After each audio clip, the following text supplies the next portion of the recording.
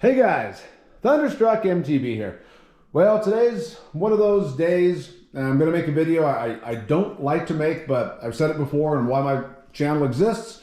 It exists to give honest opinions, feedback on components I've purchased with my own money, and give you my honest feedback and thoughts. So I guess let's go ahead and get into this. So this is going to be my review on the ENVE 3D XC large 34.5 millimeter slip-on push-on grips, and what I think of them.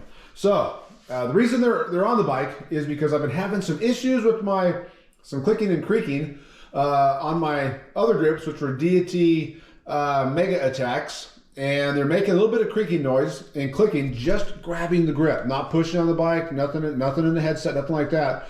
And so I thought, let me get some push-on grips to eliminate that center plastic core, and I got some thoughts. I don't want to go too much into that because I do have a video coming up on I think what I found here. So we'll hit that in the next video. So I go ahead and grab these. They're for sale locally. I get them to the door for about 30 bucks, right? Lot to spend on grips. Hey, they're ENVEs. I have an ENVE stem, so let's go ahead and get some ENVE grips. Give them a try. Diameter seems nice. Let's go ahead and do it. So I go ahead and install them just as the directions say. They installed really simple. Spray alcohol onto the grip, onto the bar, and slide them on. If you're silly enough to buy these after this review, the printed ENVE right here, that faces up when you're done. And then on the bottom, for this one, there's a small R. And on the bottom of that one, you guessed it, there's a small L. And those face down, they are left and right specific. They slid on real easy. Directions say wait at least an hour for your ride, no problem. I installed them about 4 o'clock in the afternoon on a Saturday. Left them all overnight, came out here on Sunday morning. It was just right at 33 degrees outside. So what, 0 degrees-ish Celsius? And then inside the garage here, it was right around 55 degrees Fahrenheit. And you can see right now 69. So it's like 55 degrees Fahrenheit, which is a number in Celsius, and I don't know what it is, but it wasn't super cold, but it's, you know, in the mid 50s. So I come out here and go for my first ride, right? So I grab the bar with my right hand so I can grab the seat post with my left hand to get it off the stand. And as I grab it in my right hand, it's like grabbing a freaking cinder block. It's like grabbing a lattice-shaped, lattice-designed cinder block. It is hard as freaking concrete, the grip. And I was just like, what in the heck? So I open the garage door is open already. I slide out the whole bike into the sun and put it in the sun, even though now it's, I don't know, maybe 35, something like that. It was cold out, but the grips are now in the sun. So I go back in and have some breakfast and then come back out and head straight out and I grab the grip again, expecting the concrete. Well, hey, the sun's been in it for, you know, hour and a half. Now it's nice and soft. Just feels like it did yesterday when I installed it. So let's go ahead and go for a ride and see how my nice new soft grips feel. Well, what happens is they will, nice and soft, they start to compress, and then they compress, and they keep compressing, and they keep compressing, and they get way thinner than that 34.5 millimeter would suggest. I do like a large grip. They get way thinner, and not just like you wrapped your handlebar with maybe like a road bar tape, right?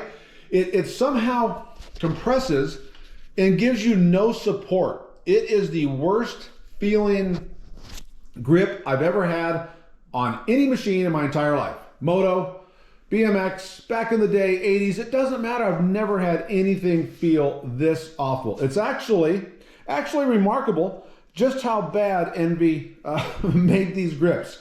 They are terrible. Right before I came out here, I thought to myself, you know what, who would these be for? And I cannot come up with a single rider who these would be for.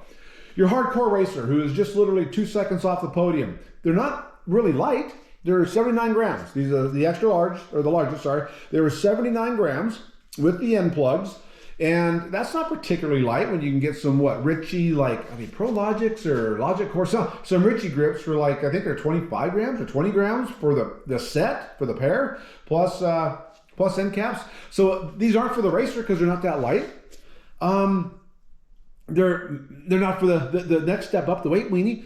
And they're not for anybody who wants an actual comfortable grip, who is willing to do the slide on, because the whole theory of a slide on is you're taking away that plastic core on the inside and giving yourself more grip, right? Like the Auri slide-ons are real comfortable.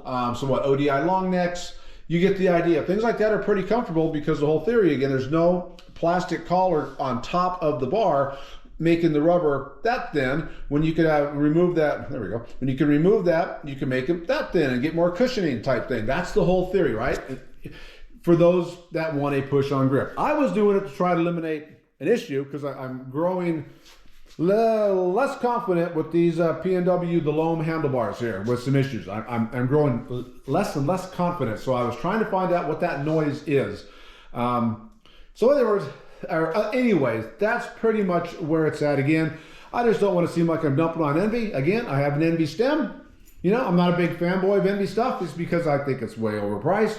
The stem I got at Jensen on closeout for $39.99. That's pretty much the reason it's on the bike.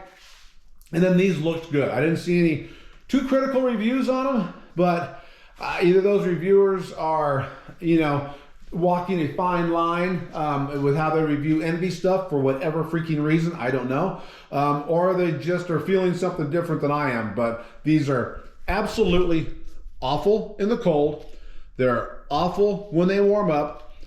And I don't have a redeeming quality about them other than they installed really easy. Will they be grippy in the rain and what? I have no idea, because these will be cut off the bike.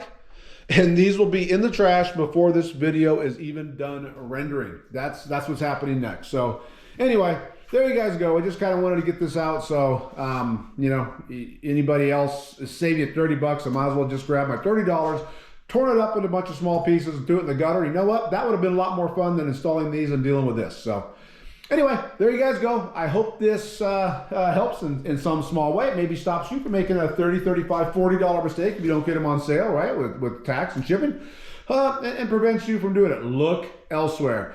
Way too many good options out there.